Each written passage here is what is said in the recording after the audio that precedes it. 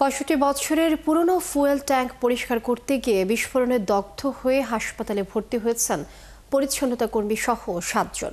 মহাখালীর ওই ফিলিং স্টেশনের ম্যানেজারের দাবি সব দোষ ঠিকাদার প্রতিষ্ঠানের। যদিও সিসিটিভি ফুটেজ দেখাতে অপারগতা প্রকাশ করেন তিনি।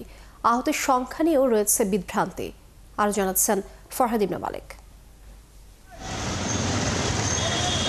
মহাখালীর আমতলীর গুলশান সার্ভিস স্টেশন। বহু পুরনো এই ফিলিং স্টেশনের ফুয়েল ট্যাঙ্ক পরিষ্কারের দায়িত্ব পায় ওয়ার্ল্ড টেকনোলজি নামের একটি প্রতিষ্ঠান। মঙ্গলবার দুপুরে ট্যাঙ্ক পরিষ্কার করতে গেলে হঠাৎই ঘটে বিস্ফোরণ। এতে আহত হন ঠিকাদার প্রতিষ্ঠানের একাধিক ব্যক্তিসহ ৭ জন।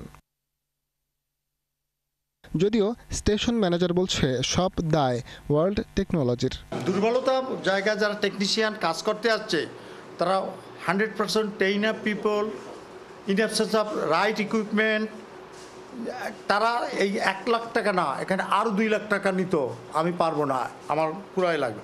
সেরা সস্তার বিজনেস খুঁজতে যাইয়া সাধারণ পাবলিক টোকাইয়েন না তারা এক্সক্লুসিভ জ্ঞান রাখছে কিনা আমি জানি। তারা টেকনিক্যাল না যাইয়া তার ব্যবসা করতে আসছে কেন? তবে সিসিটিভি ফুটেজে দেখাতে অস্বীকৃতি ম্যানেজারের, করেন নানা টালবাহানা। ৬৫ বছর ধরে আপনি ক্যালিব্রেশন নাই, তারপরে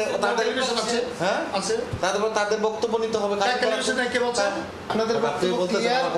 আপনাদের বক্তব্য আমাদের কোনো দরকার নেই। আমাদের দরকার হচ্ছে সিসিটিভি ফুটেজ। এটা দিচ্ছে না না। আপনার কথা তারা শুনতেছে না। সিসিটিভি ফুটেজ দেখাবে না। এ বিষয়ে ওয়ার্ল্ড টেকনোলজির মন্তব্য নিতে চাইলেও তাদের ফোনে পাওয়া যায়নি। ফরহাদ ইবনে মালিক, ৭১, ঢাকা।